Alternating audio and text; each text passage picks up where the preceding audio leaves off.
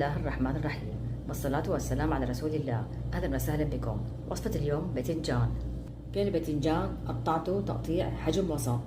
حط 8 كوب زيت الزيتون، 4 الكوب بصل مفروم. شوح البصل حتى يدبل تطلع ريحته شوي.